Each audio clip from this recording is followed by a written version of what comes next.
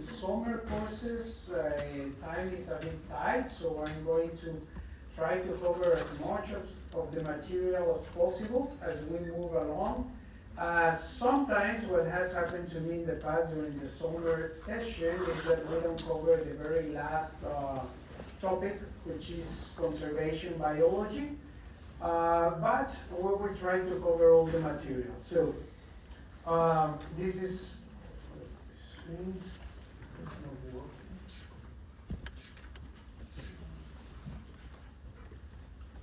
right, there you have my name, my email, and if you require some assistance, it's by appointment. Also, you have your TA, Eli Hatton. I don't know if he's around here, I don't see him, but if not, you have his email. You can contact him with any question regarding assignments or anything you need about the course, okay? Courses that I usually teach is parasitology or mythology. I will be teaching next fall, theoretical ecology, and this class that you are about to take. My office and TA's office is in the SCA building. It's just across this building. That is the email of your TA, also by appointment, and he's going to be the main contact for you during the semester. So what to expect? If you have never taken biology in general, it's going to be challenging. Probably it's not going to be as abstract as Bio 1, because in Bio 1 you are dealing with the tiniest stuff that we cannot see with our naked eyes. Yet it is challenging because there will be a lot of new concepts. As I said, if you've never taken general bio in high school or in any other place, many things can come as a surprise or as a challenge for you, but please feel free to ask a lot of questions, because I prefer to be more interactive rather than me just speaking the full 2 hours. This week class, along with Bio 1 that you already took, is what is going to give you all the bases that you need in order to move along in your career as a biosciences, including veterinary science, medical sciences. All these are the bases. And many of the material, most likely, some of you are going to feel that, why am I learning this stuff? It doesn't have to do anything, but anything with what I want to do in the future. But you never know when some knowledge is coming in handy. And biology is huge and is highly complex, and you never know where new ideas are going to come into your head. Okay, that are going to help you solve any problem that you are trying to tackle. So we are going to deal basically with the following 3 main topics throughout the course. So the first one is evolutionary biology, which is going to give you the mechanisms and the tools for you to understand the beautiful diversity that we have in our planet, how that diversity came to be. Then we are going to study the biodiversity of the planet, so we are going to cover generalities of most of the organismal groups that we have on the planet, going from the very tiny archaea and bacteria all the way to more complex organisms like us. And by the end, we are going to cover all related to ecology, the generalities about ecology, where you are going to learn how species are interacting with each other and why that matters. So again, you are going to learn a lot of stuff. It might feel overwhelming at times, but we will try to make it fun and engaging for you. Again, the best way for you to get the most out of this course is to engage in active learning. Active learning means that you try to prepare yourself before coming to class on the main concept that we are going to review, okay? ask lots of questions. If you don't understand something, that's okay. You cannot expect that the teaching style of one person is going to be a fit for more than 100 different unique individuals that are in this room. So I always try, if you ask me, I always try to explain the same thing in a different way to make to try to make you understand that concept, okay? But I need you to give me feedback, to ask questions in order for us to engage in active learning. So please do so, because I really enjoy having questions. Sometimes I don't have answers for them, because I'm just another individual without all the answers. Everything is set up in Canvas. If you have taken a look on the course in Canvas, everything is separated by modules. And you have plenty of opportunities to practice. There is lots and lots of resources over there, in addition to everything that you have access in the Mastering Pearson program. And if you have looked around the Pearson Mastering program, you can also see that you have AI assistants over there, and you can ask questions to that assistance if you are not understanding some concepts as you are progressing in your assignments. Now, I will mention that in a second. Part of the active learning is going to engage you into the clicker questions, okay? So it's trying to get some questions to see if you are understanding the concepts, and if you are not understanding them, then you have to ask me, so I know that you are not following, and I can try to bring you up to speed. And this is just a graph showing how engaging with clicker questions is going to help you improve your knowledge. So this is just what is in the syllabus. I updated the syllabus because there was some wrong information regarding the Mastering Access and how can you buy the program from Pearson. And there is a discount program here at the university. It's called Follett. So you can get the same access in a cheaper way through the university, so take advantage of that.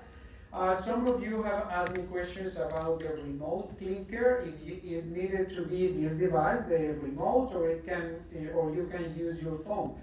You can use either one, but if you are using your phone, you are responsible for having good connectivity. You are not getting points back if there is some misbehavior of your phones while we are asking the clicker questions. Okay. Evaluation, 5 exams is 75% of your grade. Homeworks is going to be 15%, and everything now I move to post assignments, basically homework. Before I had these pre-assignments, so you get a little bit of knowledge before coming to class on the topics that we are going to cover, but again, summer runs faster, and I have learned throughout the last couple of sessions that many of you were rushing through the material, and there was no really benefit of you doing the pre-assignments because you didn't have the time to dedicate to that in earnest. So that is a problem because you might be rushing through the reading of the pre-assignment, but then the next day you forget everything. So there is no point on that, and that's the worst way of studying any material. So the best way for you to study any material is that you read a chapter or a section of a chapter, you try to understand the concepts. Once you think you understand the concepts, you shut down the textbook or your device and write down everything that you can remember in a piece of paper by hand, okay? And then you return to the textbook and check the progress and then fill in the gaps. And then is when you can start highlighting with the yellow marker or your favorite color to fill in those gaps. And then you reiterate again, and that's how you start building your knowledge base and understanding. Knowledge is not the same as understanding. It's a different process. You can be acquiring a lot of knowledge, but if there is no processing in understanding how that knowledge is going to help you solve problems, then that's just knowledge. It's like an archive, sitting somewhere there collecting dust. and then in your brain eventually is going to be forgotten. So you have the first step, which is acquiring knowledge, second step is understanding, and third step is to making sure that you can retrieve that knowledge for your own purposes. Okay, that's the best way for you to study.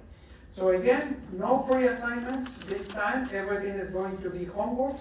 Attendance and participation is going to be through Clicker, so answering all the Clicker questions. That's how I know you are attending. For non-cumulative multiple choice exams, all of those are online in Canvas here in class. So you are going to be proctored, but the only thing that you must have is your device. I recommend you your laptop or a pad, because the cell phone is going to be an issue if you want to answer the exam in such a small screen. Lowest of the fourth is going to be drop, so you have a chance to fail during the semester. And then a cumulative final exam, about 60 questions, okay? And you will have plenty of time because the exam is designed for 1 hour, 1.5 hours, and we are taking the full 2 hours and 10 minutes for you to answer the exam. Those of you that have SAS accommodations, you are welcome to take the exam in the SAS facilities or here, whatever feels more comfortable for you. Questions so far? Yes. So the exams are all online? Yes. So we take them in the lecture time? Yes. Okay, there is a schedule at the end of the World 5 that is the syllabus that I just posted in Canvas. There you have the schedule when the exams are going to occur, okay, on what dates. And some people always ask me if there is like a proctoring device like Honors Log and all these things. I don't use any of those things because everyone is responsible for their own behavior. If you want to learn, you will learn. If you want to cheat, you will cheat, regardless if somebody is looking after you or not, okay? So we are all adults here. You are already in college, so you are responsible for your own behavior, okay?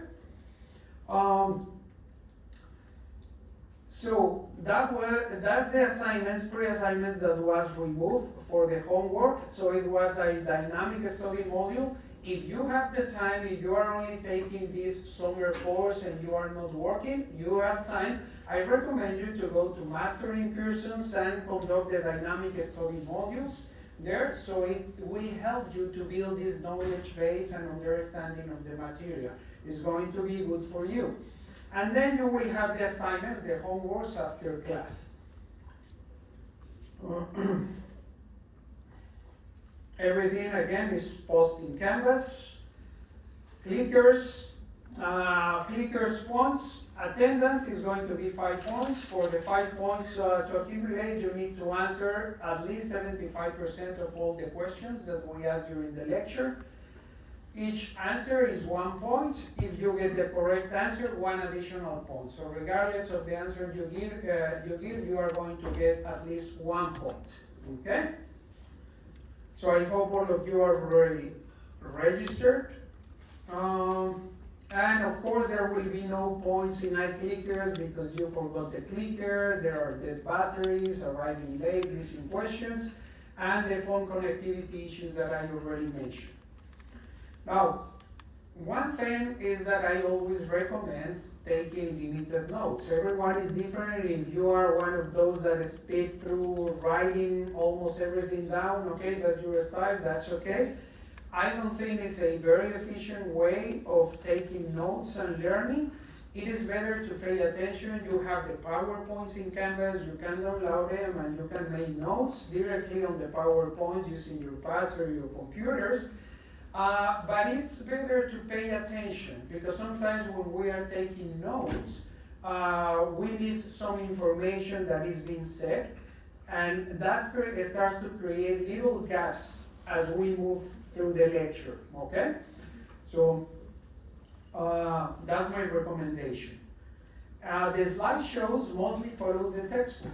Okay, so the best way for you to prepare for exams, for pre-class or during the class is to read your textbook. And as I say, you have now very good resources in the Pearson Mastery System. You have an AI assistant.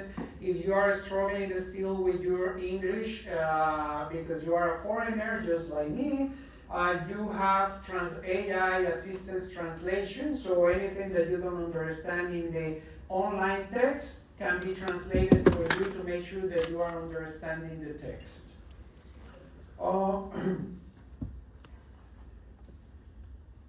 Okay, one thing, whatever clicker question I have on the PowerPoint, the answer is on the notes. So if you downloaded the PowerPoint, you have the answer in there. Again, here I am assuming that everyone is trying to push to gain knowledge and understanding of the subject that you are engaging with. So it is up to you if you decide to look up at the answer in the PowerPoint and then reply the iClicker, or if you want to do an honest try on the iClicker questions.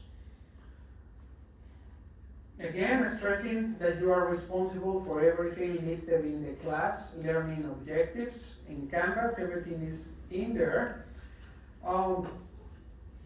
Textbook, Canvas modules, and in Canvas, probably you have noticed that before the exams, I have modules that are review modules in preparation for every one of the exams.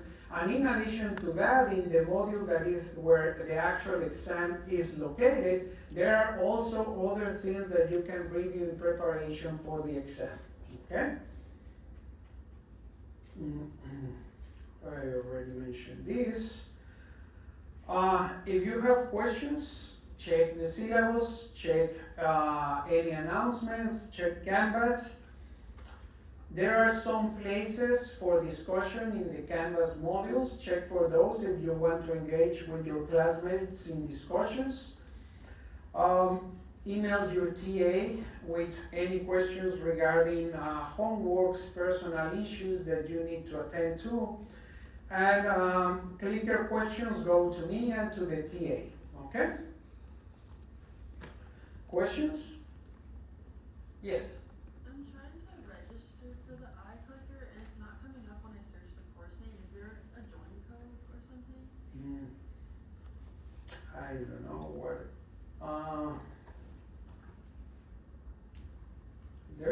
You should be able, if you're registered in the class. Let me check.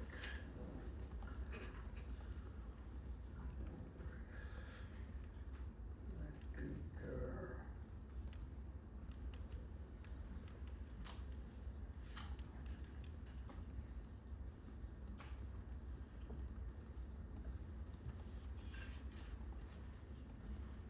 I think you can find it if you look it up as BSC2011 instead of the name of the class. Okay. Yeah, there shouldn't be any issues. Like for example, I have here the roster. So, what is your last name? KNIC. Okay, and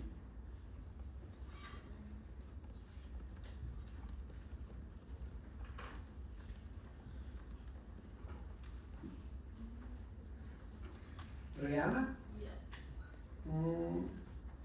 Pending, it says. So, but you are there. So you have to search for the course, which is let me see if it is listed as this over here at the top. Okay, I got it with that. I was trying to put it. Okay, good.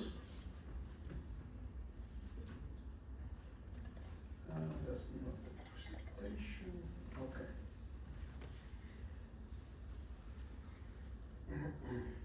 Any other questions?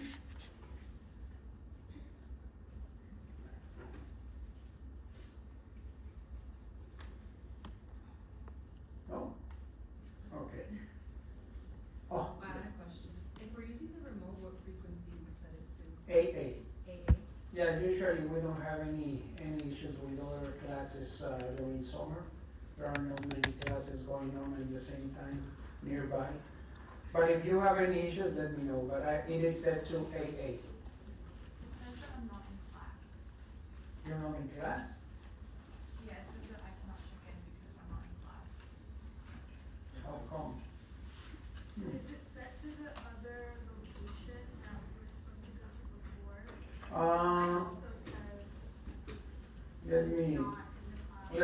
check again that part to make sure that everyone is there. Okay. Class. Let me see settings. Devices. So it's AA. Save. I don't know why it was changed. Let's see. Attendance. Well, let me see, because I changed it before coming here. So yeah, it's SCA. So we are here. Let's move it here.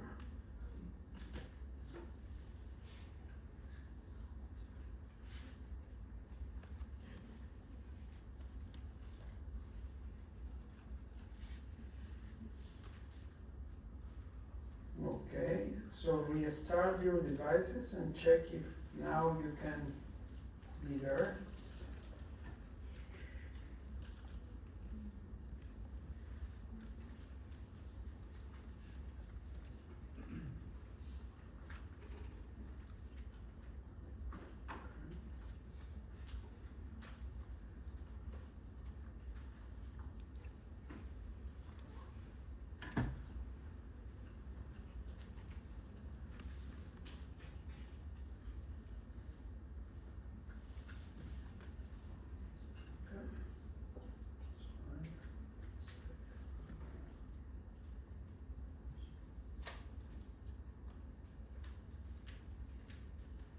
Okay, is it working? You have to start class. Oh, that's right.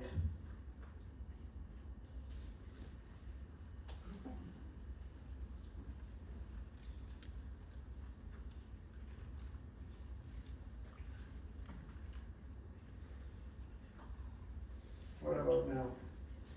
I'm still not in class. Mm, Is your location on for the app?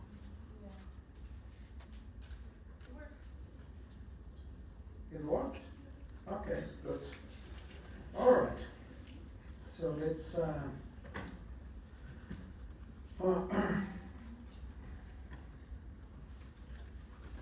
So these I already briefly mentioned, the best way for you to study for any subject. So you have to give your brain enough time to digest the small chunks of information. You cannot rush through lots of information, because what is going to happen is that you are not going to form memory, long-term memory. Like when you are trying to cram a lot of information 1 or 2 days before the exam, yeah, probably you can retain most of it in the forefront of your head. But after a couple of days after the exam, if I ask you questions, you will forget. So it's better if you do a small chunks of the information for every chapter every day, making sure that you are learning the concepts, understanding them, and then give a little bit of time to your brain to process the information and store it somewhere in there. Okay, that's the way our brains work. It's not like AI that can retrieve any information at any time. This is one thing that almost everybody is missing now. It's always better to do handwritten notes. Okay, why? Because that's how we evolve writing in our culture, in our species. There is a special neural connection between your hand and doing the movements and what it goes into your brain. It's not the same handwriting than typing. Typing is faster, but it goes so fast that you are not giving enough time to your brain to process the information and to really understand it and store it and realize some gaps that you might have as you are trying to learn the material. So do handwriting. If you don't want to use pen and paper, use your pad and your electronic pen, but do handwriting. Okay, it's going to be much better for you. Again, try to listen closely instead of trying to write down everything, because you have everything available in Canvas. Okay, so it's better to try to understand what I am trying to convey to you. Again, testing yourself. Every time you learn a chunk of information, try to test your understanding and your knowledge, because that's the only way that you are going to make sure that you are understanding the concepts, okay? Just general things. Prepare well for class. If you can do the things that are available in mastering, just do them. When you are in class, try to pay as much attention as you can. I know it's difficult, especially 2-hour class is a burden on both sides. For me, presenting for more than 2 hours, and for you trying to pay attention.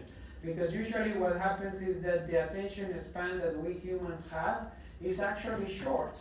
When you go to congresses or to listen to a lecture, usually after 30 tops 40 minutes, you have to do something in order to bring the audience back. Because usually after 25-30 minutes, most of the audience, 75% or more, start daydreaming. So you need to bring them in again, or give them a little pause or something to startle them to get their attention back. So I know it's difficult, but just try your best. Again, try to ask lots of questions, because that's the only way we can engage in a meaningful discussion.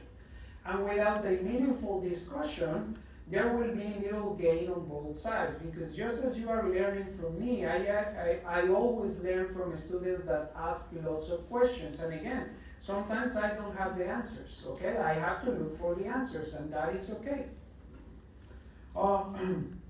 Again, what I just briefly described, and just a few graphs for you to understand the importance of attending class, paying attention, and engaging in discussion with your instructor.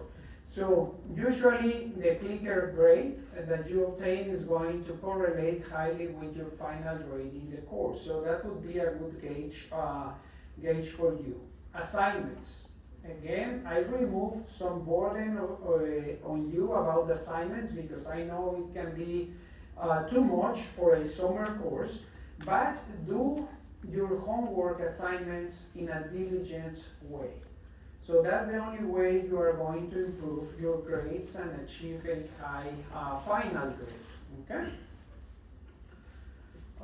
You have a getting started module in Canvas, and probably you already saw the first assignment. That is the one that I used basically to get an idea of how much your general knowledge about biology is, to see if there is like too much variance of, or if I can assume a little bit of background knowledge, okay? That helps me gauge the information that I convey to you, even though I'm using the same PowerPoints.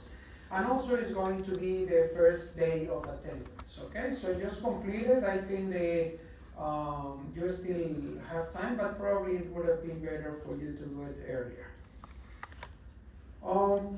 I think I already mentioned this about the mastering tools.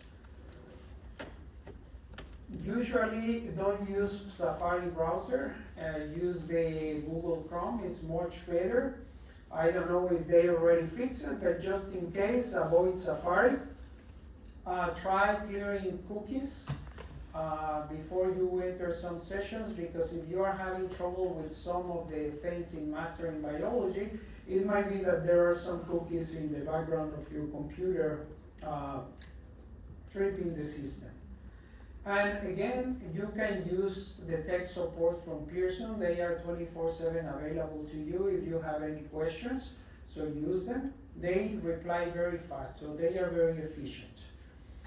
And finally, something that you are going to love and every student loves, I have this open book policy in this class only. So open book doesn't mean that you can open Mastering Biology. It means that you are welcome to bring a page of notes, one sheet on both sides, with your notes on the regular exams, okay? So every exam that we are going to have, you can prepare handwritten, it has to be handwritten, okay? So you can write it in your pad and print it out, but it has to be handwritten, okay? That's the only thing that you are allowed to have in the exam. And for the final exam, instead of one sheet, you can have 5 sheets of notes, okay, on both sides, so 10 pages, okay? So plenty of space for you to prepare for exams. So please don't make any excuses, because I make the course as simple as possible for you to try to enjoy it, to engage with the material, to learn as much as possible in an easygoing fashion, and also to make it very easy for you to do the exams, okay? The exams should be something to test your own knowledge, not to stress about, okay? That's why I have this policy. Yes? Is it 8 by 11 piece of paper, or is it a note card? Oh, it's like that size, Okay.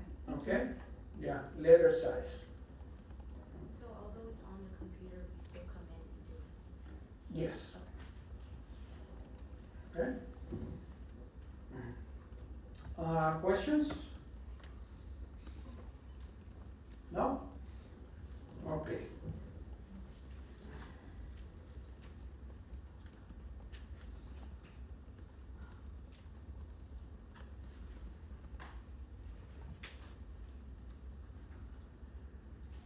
Okay, yeah, when I was flipping around pages, you probably saw my YouTube channel. So I have a YouTube channel that I started not long ago, mostly for my ornithology course.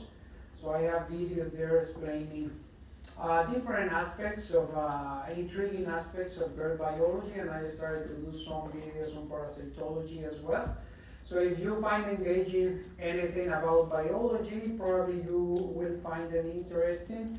The spin that I give to the videos and that's why I started to prepare those videos, is that I give the interdisciplinary angle. Whatever you study, especially in biology, which is a complex science, has to do with many disciplines at the same time.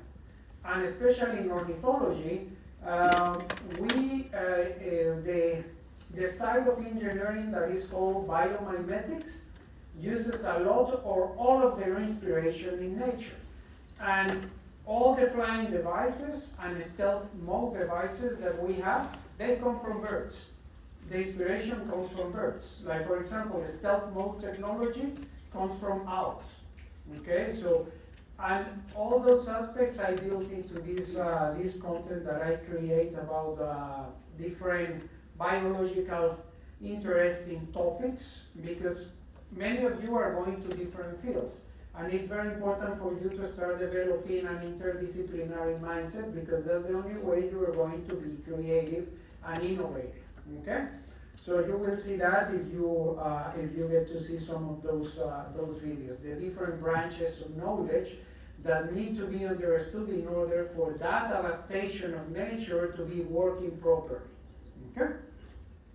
All right, so let's do some, before we start with the first lecture, let's do some trial in terms of the clicker questions. So, let's see.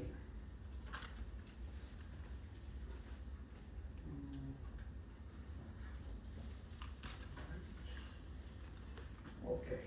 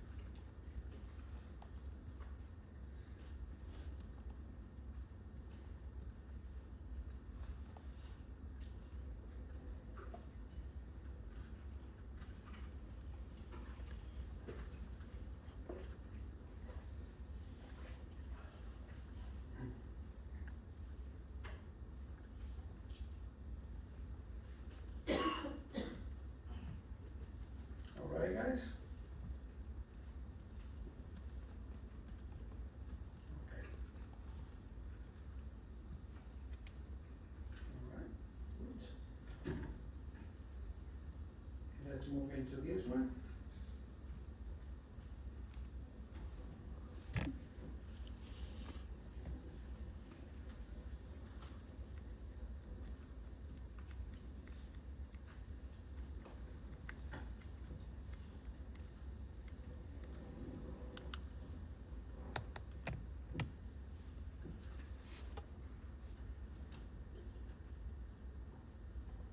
Okay, a few more seconds.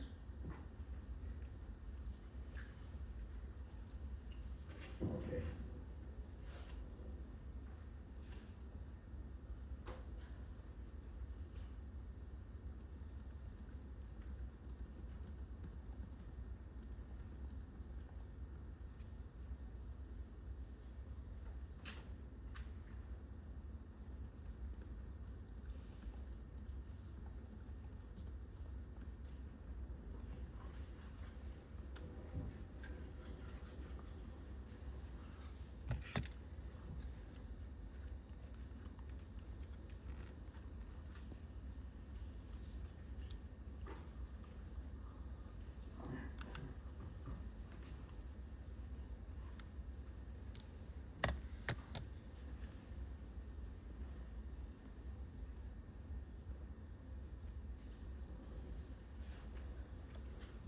All right.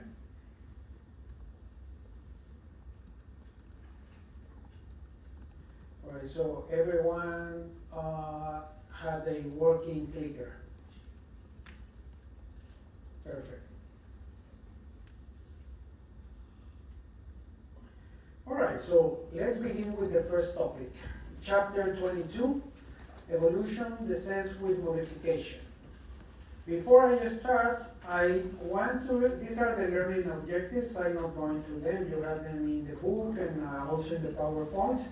But before I go into the material or the main topics of the chapter, I want to hear from you, what is it what you have heard of evolution? What is your idea of evolution?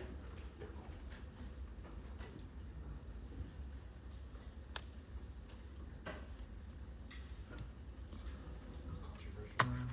Controversial. Why? Some people believe it's harmless, some people believe it's real. Okay. Any specific reasons you might have for why it's controversial? Why it might be real, why it might not be real? Some people have religious beliefs that we will go on Earth for so long, as opposed to evolving from apes and such. Yeah, that's a very good one. And one thing going forward into the course, you are in a safe space. I am a Catholic man. I believe in God, and I am a hardcore scientist. I do believe there is no contradiction in there. It's just two different parallel ways to understand the beautiful nature that we have. Okay? So don't worry about your beliefs. They don't contradict with science. And actually, for you to know, Catholic Church has top-rated scientists in all fields because they are aware of science. Okay? It's not that they are locked to the world. They are actually pretty much engaged with that, and they have recognized, the Pope has recognized, that there is no contradiction in there, okay? Which I agree with. So don't worry about expressing your religious beliefs, because they are more than welcome. And yeah, it is controversial at some point, but usually the controversy comes because of lack of knowledge and understanding from people. And nowadays, in the age of social media, the algorithms turn themselves more and more radical. Because what is the algorithm feeding you? In your TikTok, in your YouTube, in your Instagram, in whatever you search, whatever you think is right, whatever you like, right? You get more and more and more, and then you get more extreme, and you forget that the other opposite side on the screen is just as human as you are. Okay?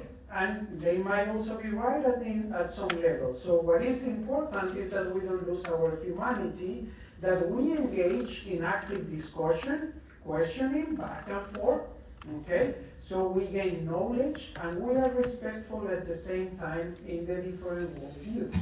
But again, yeah, it's controversial mostly because people don't educate themselves. The evidence, as you will see, is very strong that evolution is real, okay? And there should be no contradiction because there is the evidence that the Catholic Church and many other religions have accepted and acknowledged. So there is no problem in there. But again, the take-home message here is that we need to learn to educate ourselves, especially in those worldviews that we think are completely wrong. When we think something is completely wrong, it's time for us to jump in and dig into that other area that we think is wrong, because most likely we are wrong. And there is some truth in that other vision of whatever you think is wrong. Okay? So, biological evolution is irritable change. Okay? We usually divide it in two categories, but that is just human convenience for us to better understand biological evolution. More human convenience rather than real division between what we call microevolution and macroevolution. Microevolution is what you learn in population genetics and these little changes in allele and gene frequencies through generations of populations. But many of those, as you will learn, eventually become adaptations, and adaptations built up throughout thousands and millions of years that create new species, and that is when we reach macroevolution. What are the large changes that we observe in nature? Okay? A species. A species is a group of organisms that is closely related to each other and that they can interbreed. If we use the concept of the biological species concept and we assume sexual reproduction, individuals in a population are those that can come into sexual breeding processes and produce new offspring. Okay? So a population in biology, usually we refer to the biological species concept. That's the most common one, but as you might know, there are species that don't have sexual reproduction. So we need other definitions of a species in order to make sense of those populations of organisms, okay? So but again, is a group of individuals of closely related species that can produce viable offspring, okay? That is a species. A population is going to be members or individuals of a species that are located in the same time and space, okay? So here we are a population of humans located in this specific room, okay? Maybe before 1,000 years ago there was nothing here and there were some humans roaming around. That was a population of humans, but it's not the actual population of current day humans that is in this physical location. So that's why when you are talking about a population, you know it's individuals of the same species that are interacting in the same space and time, okay? Questions? No? Okay, let's move into what is it what we refer with microevolution. So we refer to that in a small temporal scale, so related to changes in the gene pool of a population over time. So this is basically what happens from one generation to the next if we pick humans as the model species. Why you are not exactly the same looking as any one of your parents? Because you are a mixture, okay? You are not a clone, okay? So when your parents came together and you were created, you have a unique combination of two genetic backgrounds. That makes you unique, okay? Right there is a shuffling of the genetic material coming from your ancestors to you, and then eventually to your offspring if you have any offspring in the future. And what happens from one generation to the next is that there will be genes that are going to increase in frequency and other genes that are going to decrease in frequency. Here in this cartoon, what we have is that the green gene is 80% in the population, but for some reason, after one generation of reproduction, the green gene decreases to 60% and the brown gene increases to 40%, okay?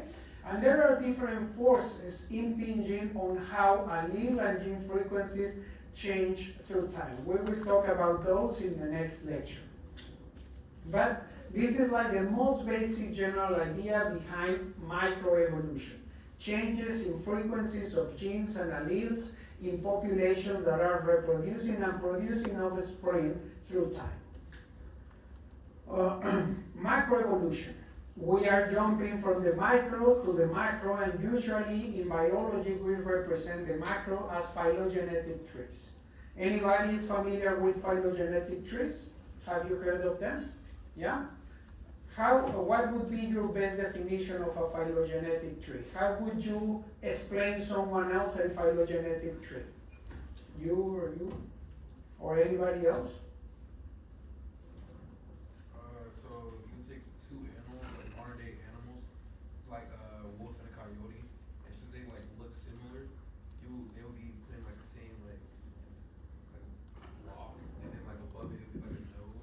That node is like it's like a dot that represents like the ancestors that are Mm-hmm. and then I'll continue on going upwards. Yeah, okay, good try. Yeah.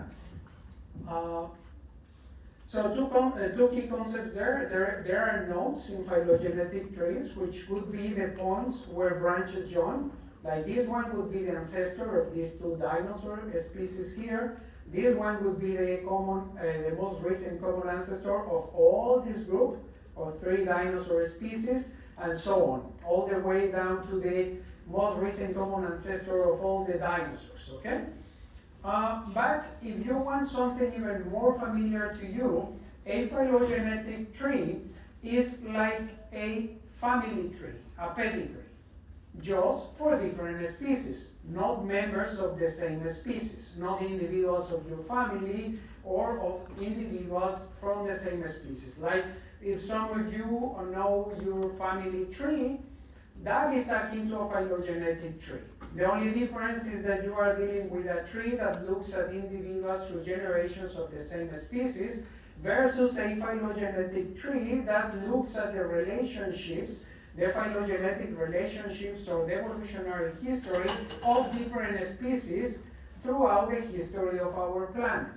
Okay? So there is a difference of scale in there, but it's basically the same concept. Okay? So far so good? Yeah? Okay. So the most famous guy for evolution is Charles Darwin, right? And because he put basically the words into something that was already brewing many decades before he came into the screen of the evolutionary history. So he put the theory of natural selection, evolution by natural selection being a mechanism, and he developed that mostly throughout his voyages on the Beagle, that is map over there in that world map with the red arrows. And so basically, he is an important figure because again, he was able to put together many different pieces of evidence coming from different branches of science. He was not only thinking about the relationships that organisms have with each other, he was also thinking on geography. He was also thinking on economics, and we will see those things in a little bit. But before Darwin really shaped the theory that is famous right now, the theory of evolution by natural selection, there were many thinkers before him. In particular, Lamarck, probably you have heard also of this French biologist, Jean-Baptiste Lamarck, that created actually the first theory of evolution, not by natural selection, but rather by what he called the use and disuse of certain traits of organisms. And he believed in the inheritance of acquired characteristics, which has some other component and reality that is non-Darwinian. It's called neo-Lamarckian, because the more we dig into certain aspects at the molecular level, we realize that there is a possibility of inheriting certain acquired characteristics, meaning that whatever happens to you during your lifetime, there are certain things at the molecular level, probably you have heard of epigenetics, these switches that regulate the expression of the genome, those can be transferred to your kids, okay, to the next generation. And that is completely Lamarckian, but it's called neo-Lamarckian because we are actually not modifying the genetic material. We are modifying how the genetic material is regulated, okay? So there is some other version where Lamarck was right, okay? But in general, when we are talking about large phenotypic traits like the length of the neck of a giraffe, he was wrong, okay? Because what he believed is that, for example, if the food was very high up for the giraffes, well, a giraffe throughout the lifetime of that individual could stretch the neck and reach higher up, and then that characteristic would be transferred to the next generation. That's not very good thinking. But remember, this guy was like developing his theory of evolution like 50 years before Darwin, in the end of the 1700s, beginning of the 1800s. Okay? And before him was also the grandfather of Charles Darwin, Erasmus Darwin, who also started to propose evolutionary ideas. So there is a big history before Darwin about evolutionary ideas, and then the culmination was by the work of Charles Darwin and Alfred Russel Wallace, which we will mention in a second. So the shift in how to perceive biological evolution came through Darwin in the way that we observe how nature works. Nature basically is in constant competition for whatever resources, depending on the species that you are studying. But it is engaged, nonetheless, in certain competition, right? Like, for example, if it turns out that there was an environmental disruption of some of the vegetation in the savannas where these giraffes live, and now the only food resources available are very high up on the treetops, what is going to happen is that the only surviving individuals, the ones that are going to survive and reproduce, are going to be those that can reach the food resources that are needed in order to get the energy and conduct reproductive activities to produce offspring. So basically, the other competition is eliminated because they basically are going to die, because they don't have a way to compete with giraffes with a longer neck. Okay? So you see the difference between the idea of Lamarck and the idea of Darwin? Is it clear why Lamarck at that point of phenotypic traits was wrong compared to the idea of Darwin? Sure?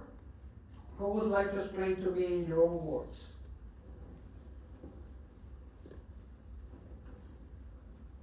It seems like it's not exact, but it seems like they're kind of like inverse theories, whereas one is like saying that they tried to adapt to their environment and those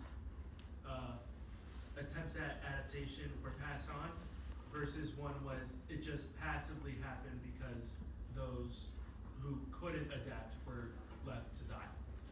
Yeah, So that's basically it. That's a very good explanation of both.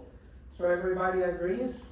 Yeah? Anybody else wants to try or to add something into what we have said so far? No? Okay. So let's do these first questions, and now I'm going to grade the questions.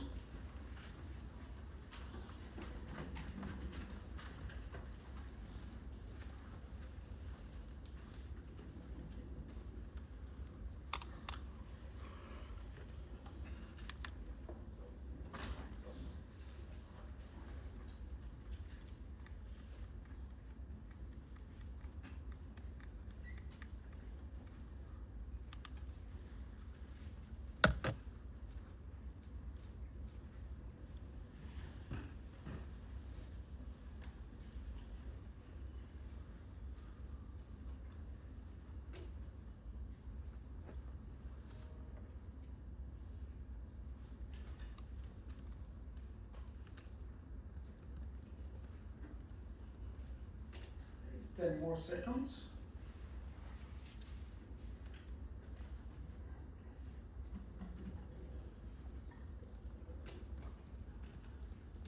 Okay. So yeah, most of you got it right. C, that's the right question. Some of you got A, others B. 7 people choose A, 16 B, 25 D. So what is it? What you guys are still not understanding about the Darwinian evolution versus Lamarckian evolution?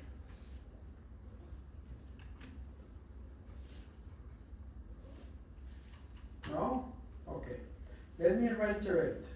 So Darwinian evolution is basically saying that if you have the right traits in the current environment to survive and to reproduce, you are going to pass on those traits to the next generation. There is some nuance in there, but we will talk about those later on.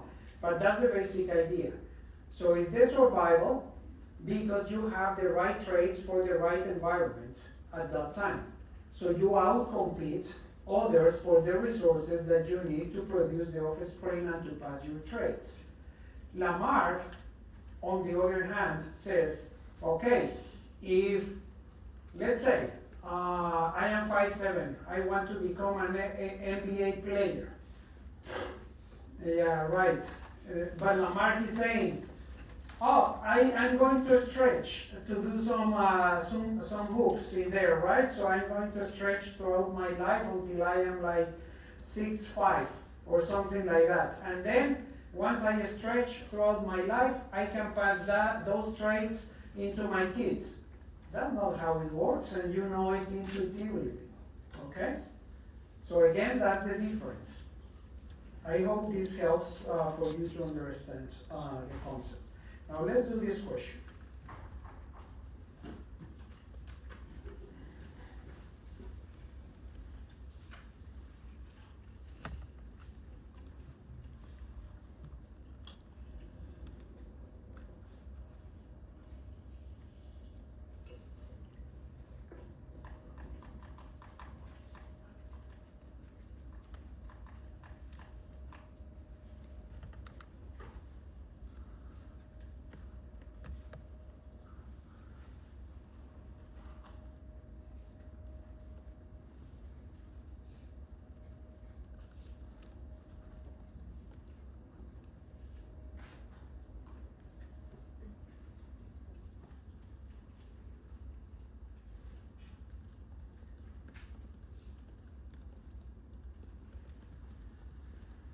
Okay, 5 more seconds.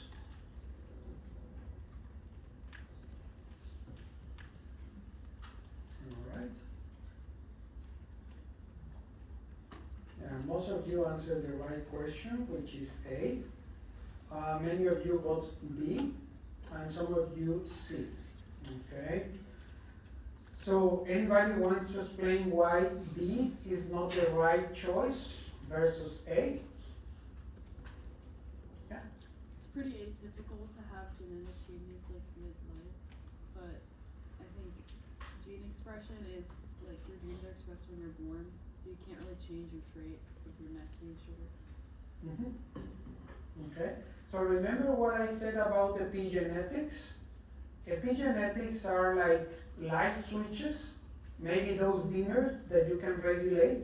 And what do they regulate? The expression of the genome. Okay, they are not changing the actual genome, the letters A, T, C, and G in your genome. They are regulating the expression of that information. Maybe they can turn on or turn off certain genes at certain points, which is what happened during development. When you are an egg, all the way until you are a baby. Okay, there is different programs expressing in the different organs that you are developing as you grow from an egg into an embryo and into a baby. Okay, so epigenetic marks, the regulators, can actually be inherited or passed on to the next generation. Okay, usually what she said is correct, that there can be some, if you during your lifetime gets some genetic modification, is unlikely to pass on to the next generation unless it occurs in the germ line, meaning in ovules and in the sperm. It can happen, yeah, but it's rare, okay? Questions? No? Okay, let's move on. So this is a little timeline of short evolutionary history. So by the end of the 1700s, there was this thinker, Hutton, that thought on the process of gradualism, that things gradually change through time, which is something that Darwin used in his theory of evolution. Then also by the end of the 1700s, Malthus published this essay on the principle of population. We will mention about that, and it has to do with the finite amount of resources that we have on the planet and that we need to compete for. 1809, Lamarck publishes his hypothesis of evolution on the use and disuse of traits. Darwin is born after the same year when he publishes that theory. Then you have this paleontologist, very famous French guy, Cuvier, that publishes a lot of studies about vertebrate fossils, which is also another very important source of information to understand evolutionary biology. Then Lyell, Charles Lyell, which was friend of Darwin's in England, published the Principles of Geology in the 1830s, and it was one of the first treatises where it is explained this idea of continental drift, of suggesting that the planet has undergone changes in the surface, that things are not really in the past, they were different to what they were on the present. Then Darwin takes this travel in the Beagle and starts to develop his ideas. Then in 44, he writes an essay on the descent with modification. He was polishing his ideas, again, to develop this theory of evolution by natural selection. But then in the, before 1858, this other famous biologist, Alfred Russel Wallace, which was working a lot in Brazil and in Southeast Asia, developed independently the same theory of evolution via natural selection. And he wrote this letter, this long letter to Charles Darwin, telling him about his idea, his development, and asking Darwin that if he thought it was something that was logical and feasible, he would appreciate if he can send it to get it published in one of the journals, I think it was the Zoological Journal of the Linnean Society. Of course, you can imagine Darwin reading that. He was shocked because it was exactly the same thing that he was developing. And then when he went to his friend, Charles Lyell, they agreed that they will develop this joint paper that they published in 1858, and where they were both co-authors of the theory of evolution by natural selection. Of course, Darwin gets most of the credit because all the volume of work that he was developing and publishing before Wallace provided this idea to Darwin. And then next year, after they published this joint paper on natural selection, Darwin published The Origin of Species via Natural Selection, the famous book of Darwin. Okay? And then after that, he published new editions of the same book, because basically the first edition was a little bit rushed because of all the issues. He was following the advice of his friend Charles Lyell to speed up the publishing of his book because of all this issue that somebody else independently developed the same theory as him. And actually, Wallace, he's famous also for natural selection, but he is also considered the father of biogeography, a branch of biology where we study the the spatial distribution of species on the planet and the causes leading to that distribution of the species on the planet.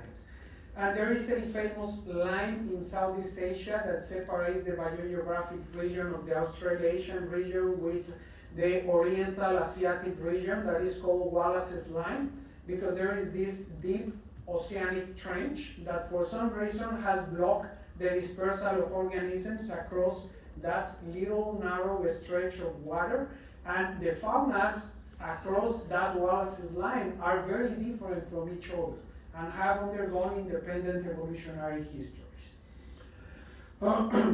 Darwin is famous for developing the main part of his theory of evolution by natural selection while working with the finches in the Galapagos Islands, about in 1835, because he observed that many of the species were similar in certain traits, especially the beaks of the finches. We will talk more about this example of finches.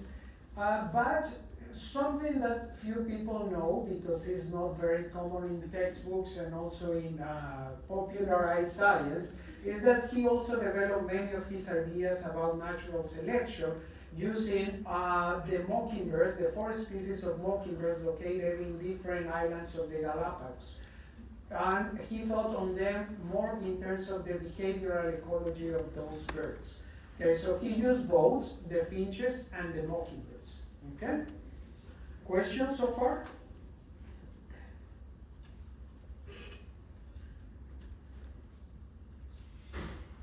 No? Okay. Going back to Malthus and his essay on principles of population. So basically, what he was saying is that the more a population grows, the more is going to reach what we now know as carrying capacity, because there is a limited supply of food. So organisms are competing for resources.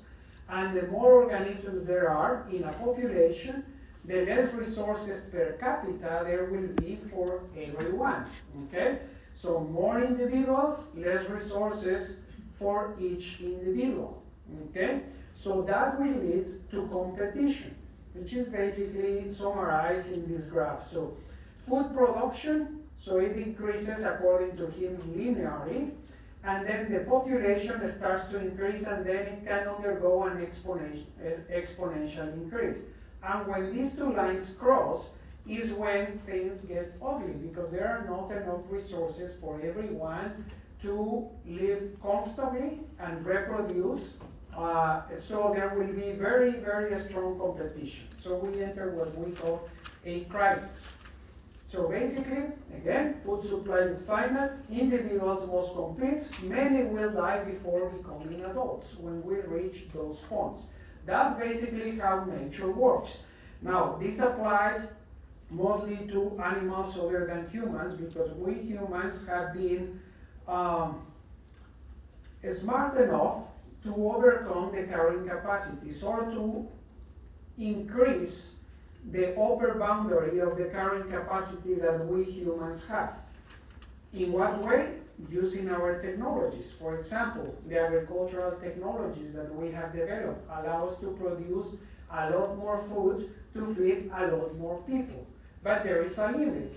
Although our ingenuity can help us to overcome the next crisis, because we can develop a new technology to keep feeding a growing population. But we are not sure about that. Maybe we don't have enough time for that, and things can get ugly. Especially as how world politics are right now.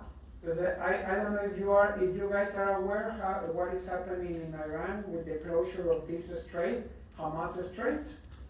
That's why when you go to get gasoline in the pumps, now the gasoline is very expensive, because there is an issue going on over there with the transport of goods and everything. But it's not only about gasoline, it's also about all the products that we need in order to produce successful crops. And if the thing doesn't improve, we are looking to a very bad situation in terms of famine in the not long future, okay? Because we need a lot of resources coming out from there in order to have successful crops, to grow the food that we need. Okay, so it's not looking very good. Now, natural selection.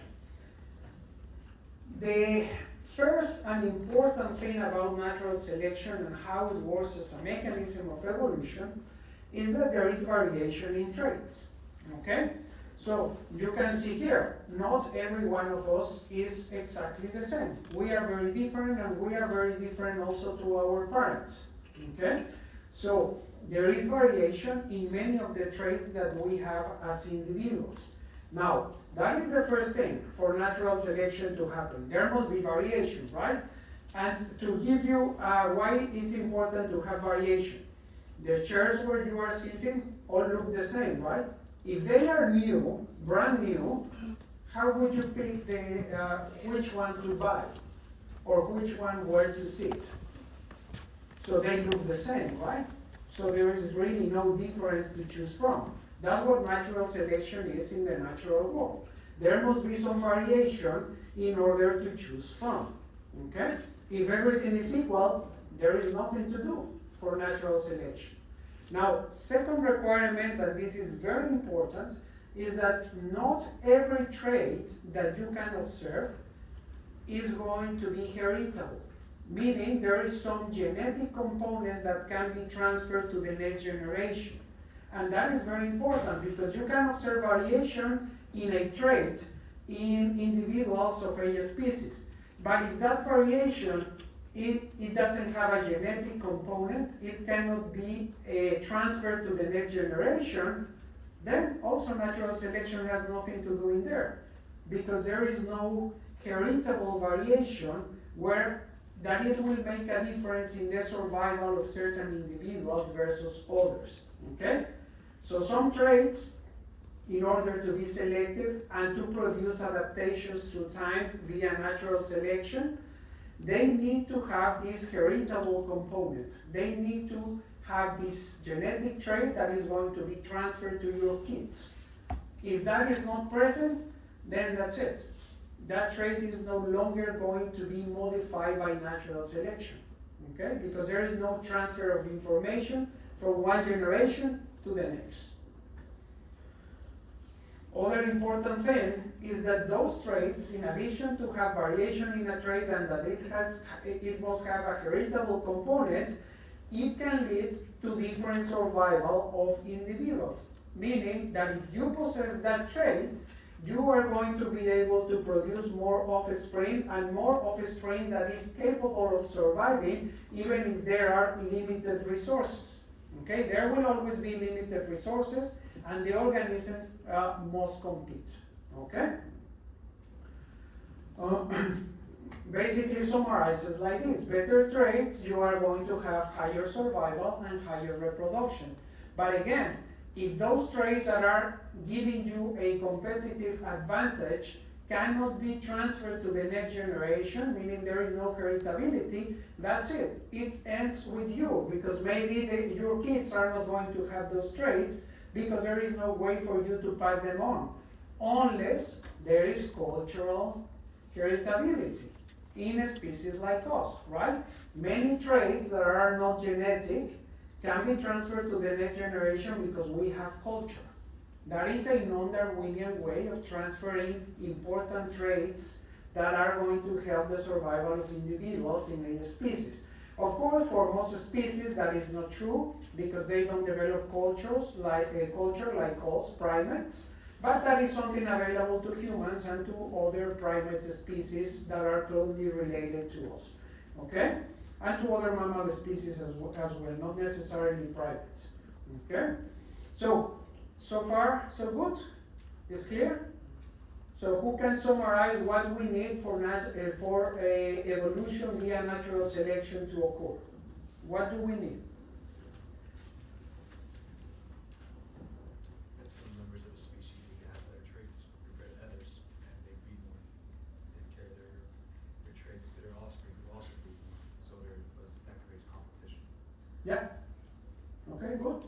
Good job. Anybody else wants to try? It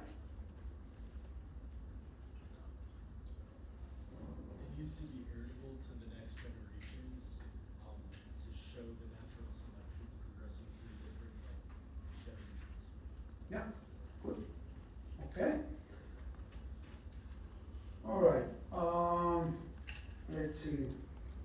I already mentioned this about Alfred Russel Wallace, so I'm not going to stop too much in here. Just regarding biogeography, he wrote a book back in 1875, 1876 called Island Life.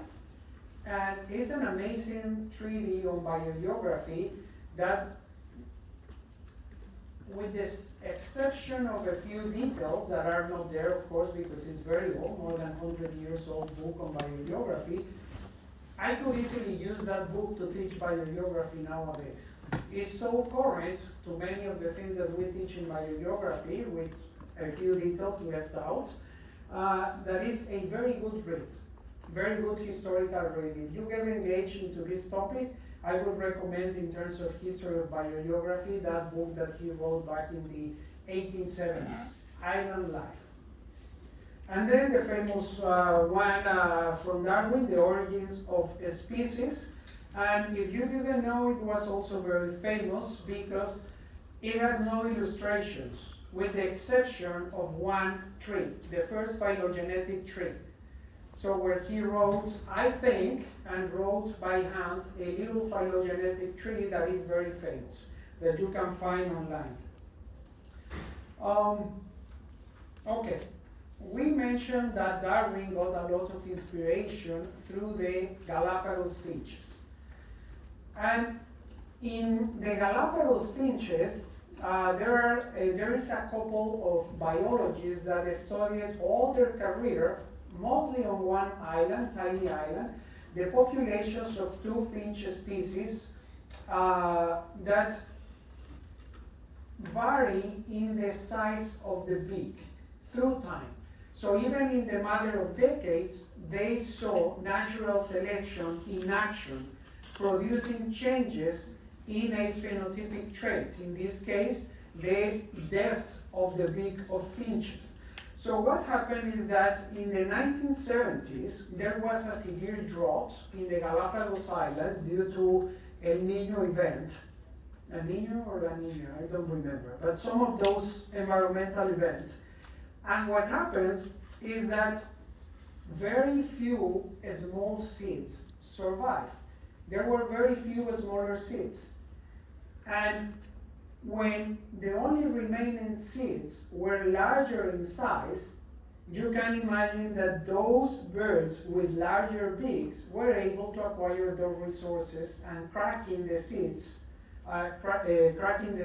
to feed themselves. So what happened is that the percent survival of individuals, you can see right there in the line, increased with the depth of the bill. The larger the bill, the higher your survival probability, and of course, to produce offspring. Okay, so you can imagine what that brought. We will show a figure in a second. But first, are there any questions about this example?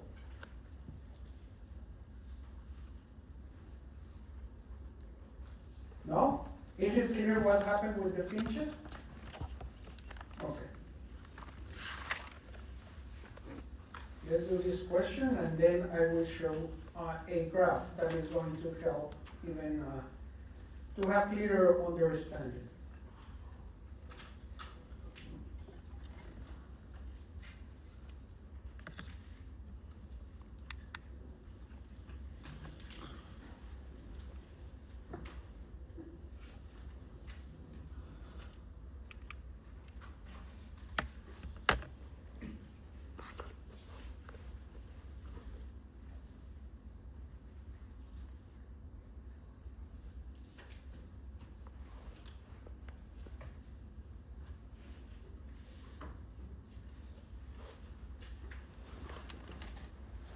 Right, 10 more seconds.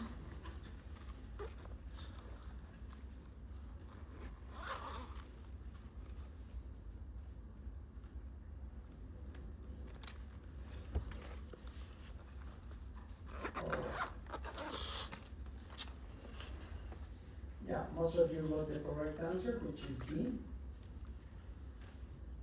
And that is what we are going to show here in this graph. So before the drought in 1978, the mean of the population big depth was around here, 9.5 millimeters. So this was where you would find most of the population.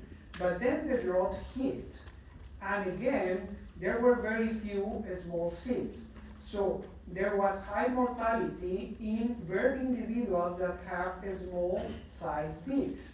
The survivors had higher depth in terms of the beak. And you can see here that after the drought, the beak depth increased to a little bit over 10 millimeters in size.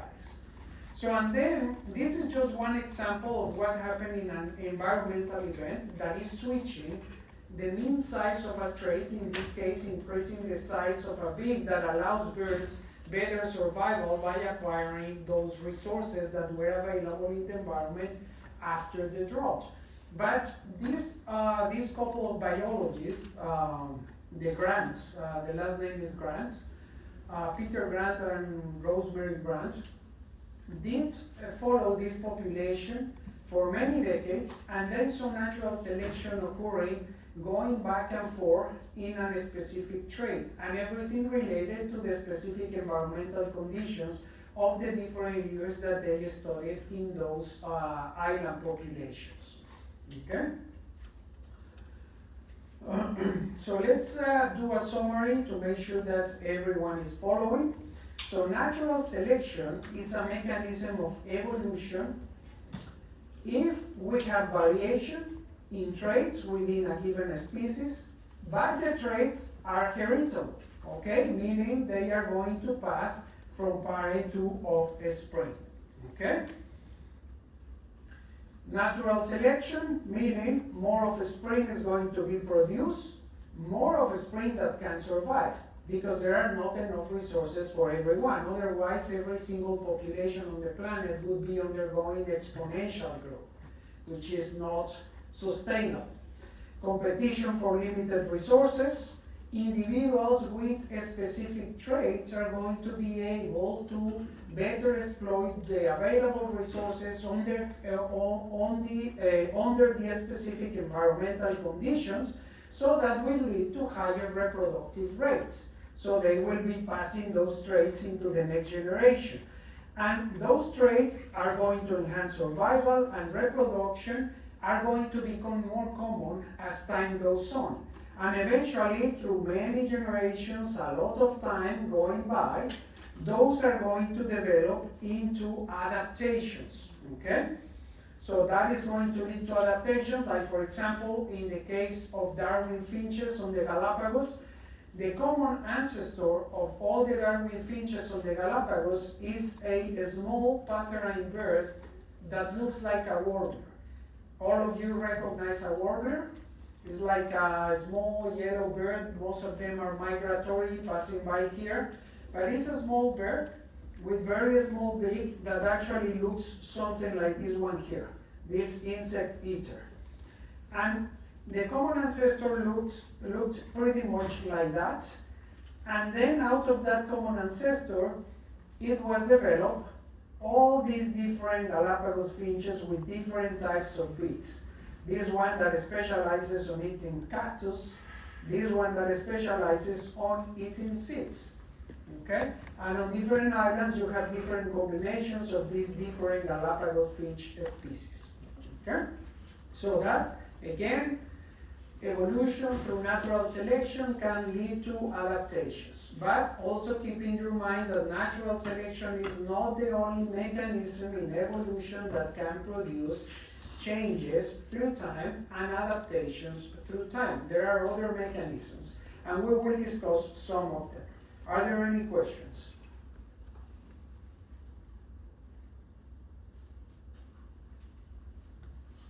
Yes. But these aren't like adaptations, like immediately. They occur, like, when you say adaptation, it's not immediate, right? It's just some, like an offspring has better traits from their parents, because their parents were more likely to survive. So it's That's a very good question, and it goes back to this topic of gradualism, that things don't happen very rapidly. And that is true for many adaptations or many traits that we observe nowadays. But there is plenty of scientific evidence now that shows that adaptations, the evolution of adaptations to your current environment can happen in ecological time, meaning a few years or couple of decades. So there are already published examples of evolution generating adaptations quite rapidly, things that we can observe in our lifetime. So it's not a one size fits all. Evolution has a lot of nuance, and evolution can build very quick adaptations, but also it can take a long time to build some adaptations. So it can go both ways. And other thing that is important for you to remember about evolution, it is that evolution is directionless. Okay? There is no goal. It's not like, oh, I need to achieve this and let's go that way. Because what about if you are heading that direction, but then the environment changes? So one requirement for evolution to evolve adaptations that are useful for your current environment is that the environment is more or less stable through time. If the environment is constantly changing, how can you adapt to something that is constantly changing? Okay? So you see why it's not easy to say, oh, evolution has a goal. No, that is not correct.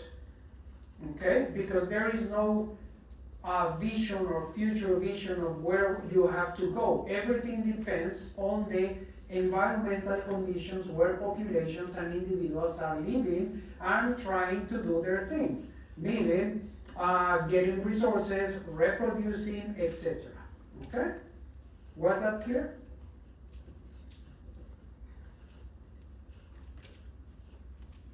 Yeah? Okay. Right, let's do this question.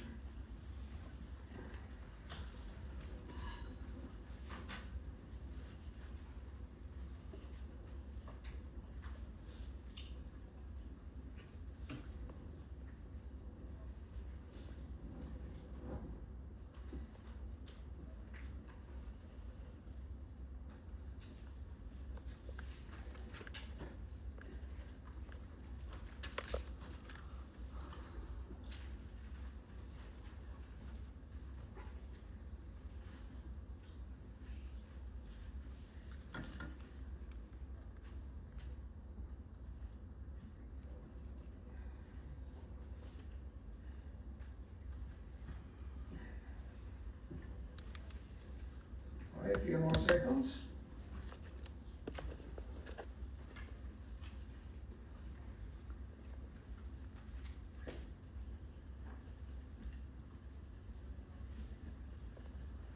Okay.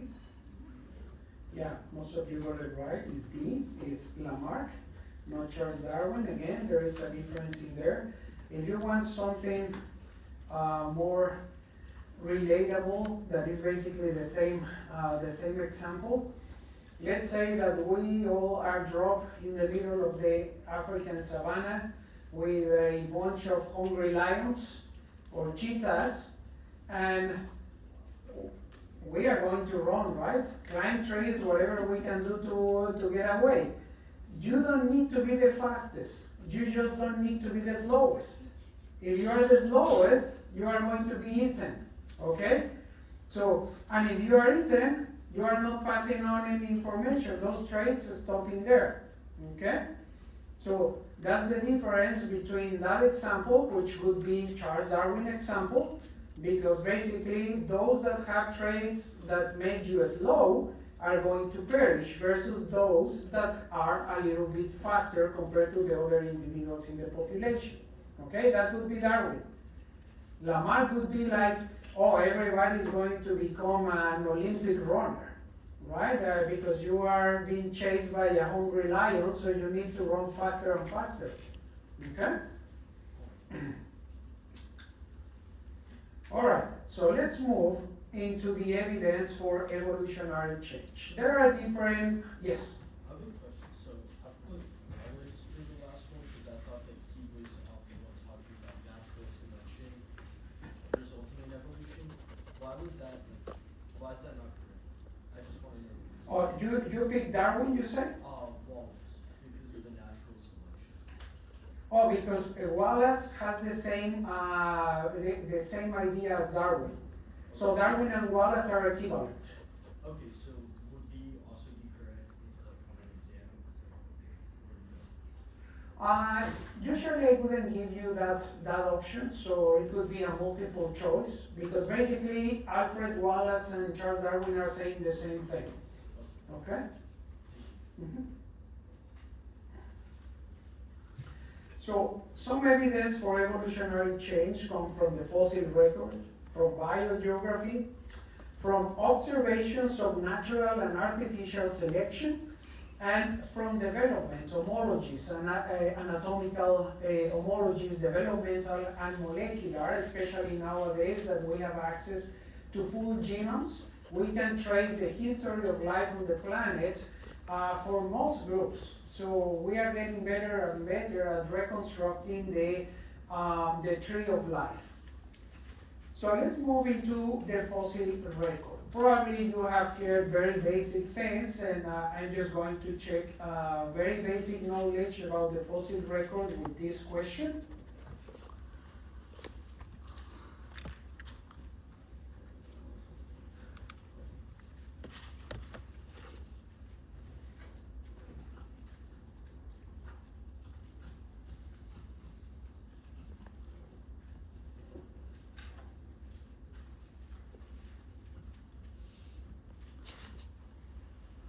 Okay, 10 more seconds.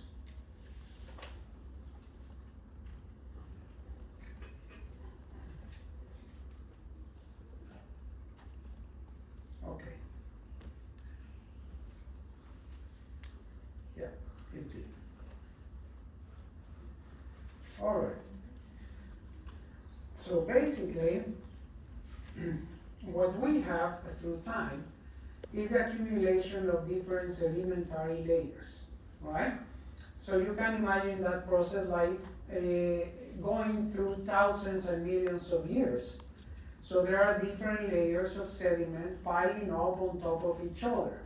And right there is where we can find the fossils. And if every layer that we are studying out there in nature hasn't been disrupted for some tectonic movement or something, and it retains that nice layering through time, the lower layers are going to be the older ones. Of course, if you get deeper into paleontology, you will see that there is some nuance in there, because throughout tectonic history of the planet, there are some layers that were inverted because there was some volcanism or some earthquakes, etc., that can change the order of the sedimentary layers. But there are ways to figure that out, okay?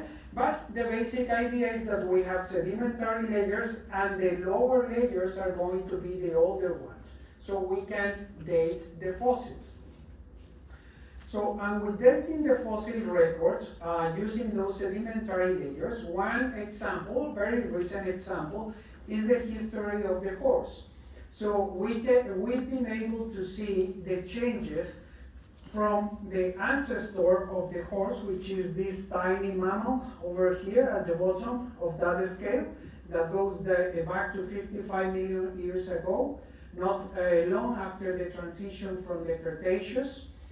So you can see how the foot bones have been modified all the way to our modern horses. And we have fossils, different pieces, maybe not complete fossils for some cases, but we've been able to recreate all this lineage using basically morphology of the fossils up to the modern horses. So that is one example. We have other examples that relate basically to the ancestor of all the land animals, which is this fossil that was from the Devonian, about the mid to late Devonian, that is known as Tiktaalik. We will talk more about that one, because basically that's the grandfather of all of us, all tetrapods that live about 350 million years ago. And it's something in between an amphibian and a fish, but it has these limbs that already have these phalanges and metacarpals developed. So it allowed for this organism to come out of the water and do some forays into the land masses. And so there is that fossil. So we have intermediates in the fossil record. Of course, the fossil record is highly incomplete, and we just basically do the best we can with what we have. And for some groups, we have much better information because, as you might know, some organisms are better at living fossils because of the structure that they are built with. Like, for example, vertebrates are much better than soft-bodied organisms at living fossils. Why? Because our bones are made of minerals, calcium, that then is going to be replaced by other minerals through time, but is solid structure that can live fossils. The same happens with other organisms. Some invertebrate organisms that have shells, those are very good at living fossils because the shell is a very hard mineral structure as well. Okay, so again, the fossil record is always going to be biased, but it's very good evidence showing us how evolution has worked through time into creating the different adaptations and morphologies that we observe across the history of life. Biogeography, okay? So let's answer these questions to see, to get an idea of biogeography.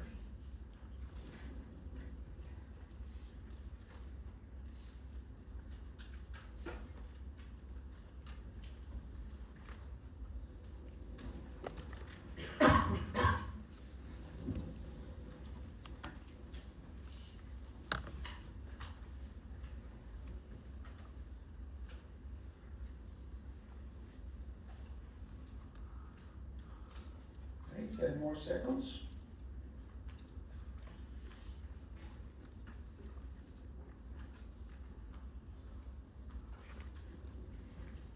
Okay. Yeah, you see? So you got the correct answer.